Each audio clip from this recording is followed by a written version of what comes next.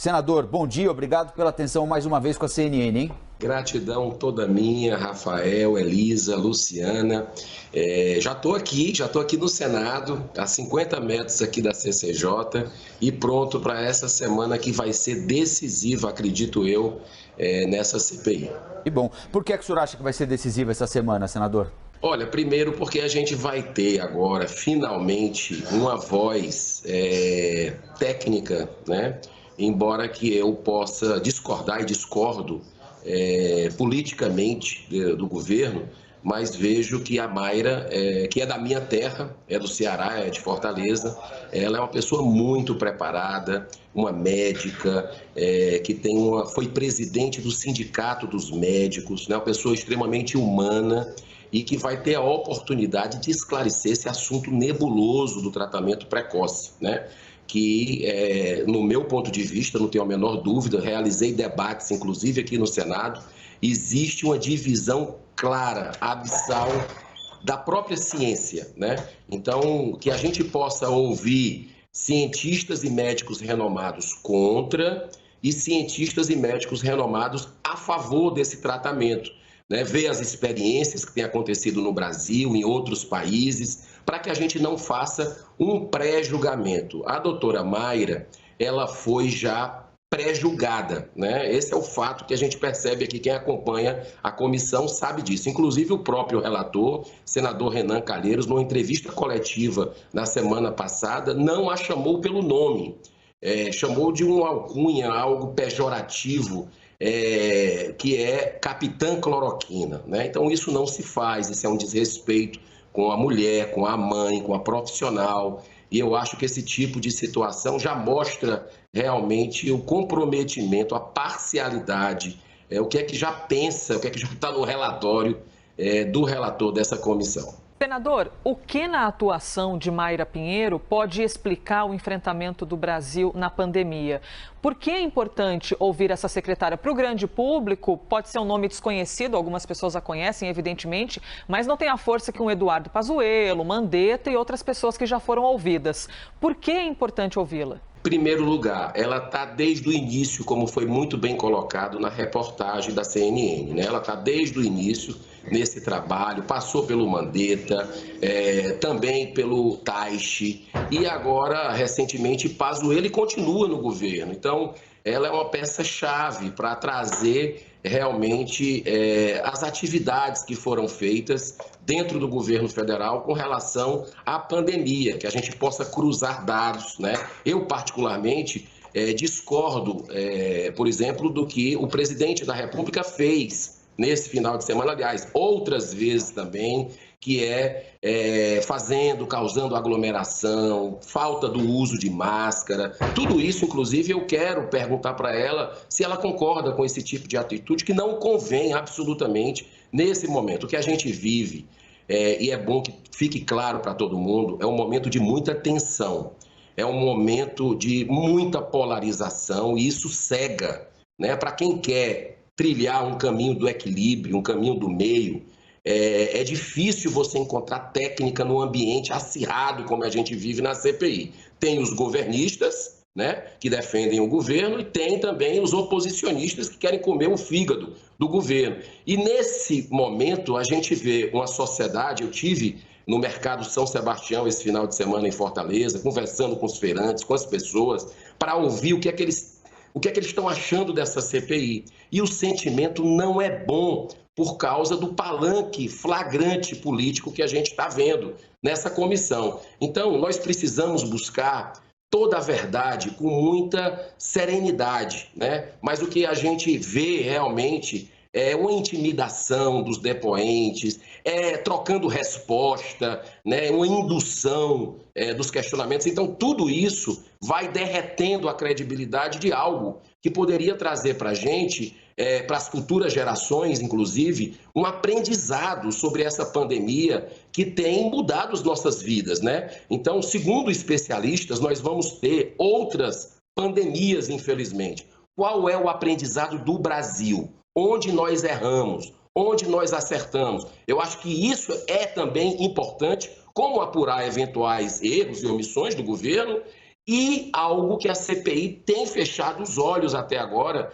que é o desvio, a corrupção, né, apresentada em operações da própria Polícia Federal, que não faltou dinheiro. Isso é fato. Daqui do governo federal, de Brasília, não faltou dinheiro para estados e municípios enfrentarem a pandemia e sobrou escândalo, né? Então a gente precisa enfrentar isso, mas diferente de outras CPIs, a gente percebe que essa não quer apurar corrupção, né? Nós estamos na terceira semana, quarta agora semana, completando um mês. E o meu requerimento, que é assinado pela maioria dos senadores, 45 senadores, visando rastrear esses bilhões de reais, ver o que é que aconteceram com respiradores, com hospitais de campanha, que foram desativados com 5 meses, superfaturamento.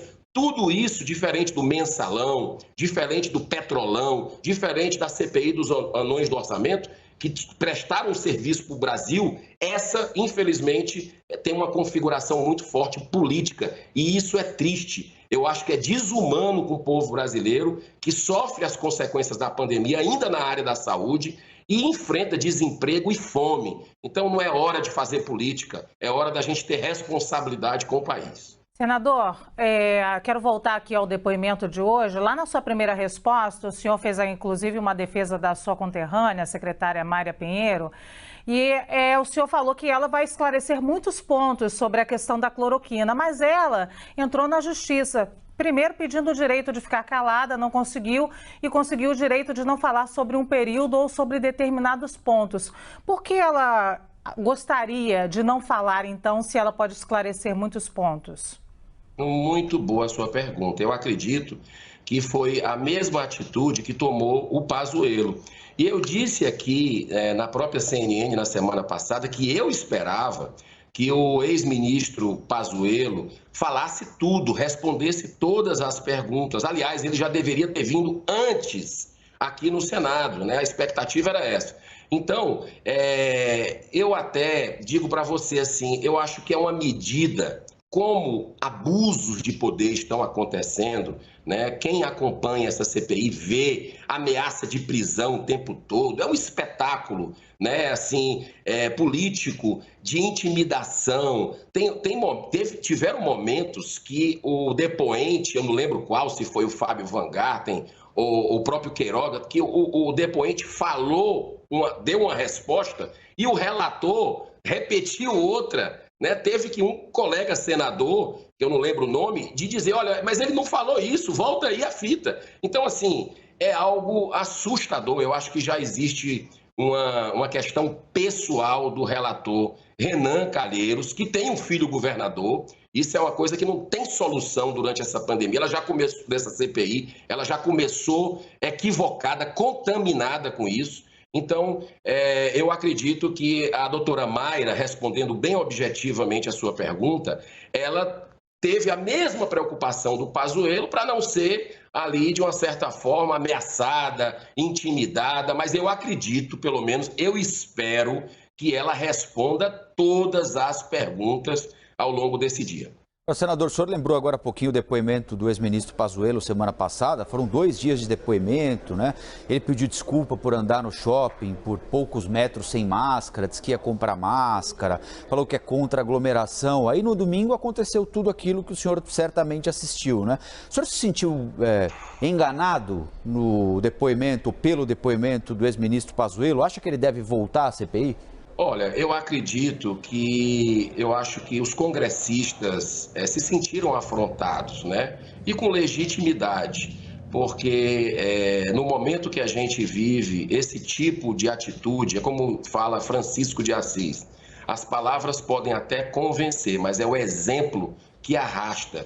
Então a gente não teve definitivamente um bom exemplo nem do presidente da República, nem do ex-ministro Pazuello, né? Agora, você chamar novamente para cá, já que ele respondeu 2 dias de todas as perguntas de todo mundo, eu acho que não sei se é uma coisa produtiva ou é fruto de algum tipo de a vingança, né? Então, a gente precisa deixar esses sentimentos, né, no momento que a gente precisa de diálogo, no momento que a gente precisa de pacificação. É isso que o Brasil precisa, de mais tolerância uns com os outros. né, a gente tentar buscar um caminho equilibrado. Então, chamar de novo, enquanto a gente tem para chamar gestores públicos, estaduais, municipais, a Polícia Federal, a PGR também, onde a gente pode chamar especialistas, tanto contra o tratamento precoce, quanto a favor do tratamento precoce. Então, eu particularmente não acho isso produtivo, acho que isso já é uma birra de alguns parlamentares que já fizeram o julgamento, já estão com a sentença pronta antes de começar a CPI. Se você pegar reportagens de alguns colegas, membros dessa CPI, e olhe lá, tem até presidenciável dentro dessa CPI, né? Já houve aí dizendo quem é o culpado, quem é o inocente, quem é o genocida, quem é o que não é. Então, isso passa uma imagem para a população muito ruim, que cada dia, infelizmente, eu percebi na feira esse final de semana, desacreditando das reais intenções dessa CPI. Seguimos conversando com o senador Eduardo Girão, repercutindo esta terça-feira, dia 25 de maio, dia da retomada. Quarta semana de trabalho da CPI. Basília Rodrigues é quem participa agora da conversa. Basília?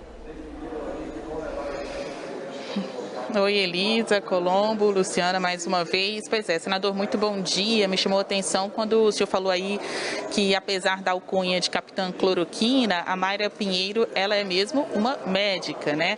Mas tem um outro ponto na biografia de Mayra que chama a atenção, o fato dela ter concorrido, disputado as eleições para Senado pelo estado do Ceará em 2018, o mesmo pleito no qual o senhor também participou, mas a diferença é que o senhor venceu e ela perdeu. O senhor a conheceu na época da campanha para o Senado Federal pelo estado do Ceará? E uma outra pergunta, essa experiência política, não deixa de ser, pode render a ela um tipo de jogo de cintura que na hora de responder as perguntas dos senhores?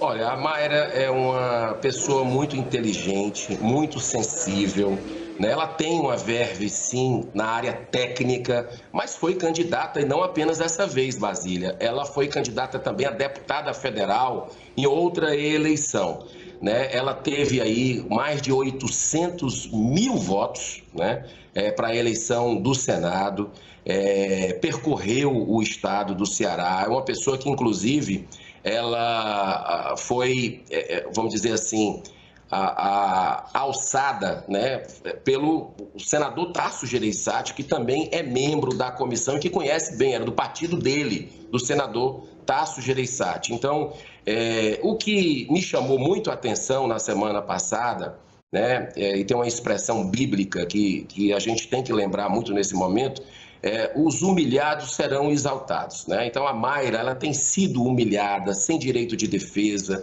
né? Assim, a gente percebe essa alcunha de capitã cloroquina. Eu até entendo de uma mídia mais sensacionalista, de um setor da mídia, né? Mas isso de colegas senadores, inclusive médicos, aliás, bacharéis, né? Porque ela aqui em Brasília mesmo, a Mayra atende, né, nas horas de plantão que ela tem, finais de semana, ela vai para o fronte atender as pessoas. É uma pessoa muito humana, né? E eu acho que o Brasil hoje vai conhecer um pouco melhor a Mayra numa situação delicada, porque eu espero todo tipo de agressividade, de maneira jocosa, pejorativa. Os colegas estão chamando de capitã cloroquina, né? Uma mulher, uma mãe, uma médica, presidente do Sindicato dos Médicos. Você imagina o que vem por aí, o preconceito já está formado, né? Mas eu espero que ela possa trazer a realidade, por exemplo, do que ela acredita. Ela é muito convicta do tratamento imediato ou precoce, e eu acredito que essas experiências de randomização, de meta-análise que tem fora do Brasil, aqui no Brasil, acho que pode trazer aí uma informação importante para a gente sobre essa bandeira política, deixando bem claro que eu discordo do presidente da República quando vai mostrar um remédio. Eu acho que isso não é papel, isso ajuda a politizar de um lado e de outro. Mas, tecnicamente, eu acho que hoje nós vamos ter alguns esclarecimentos. Muito obrigada, então, a essa conversa agora pela manhã aqui no Novo Dia, o senador Eduardo Girão.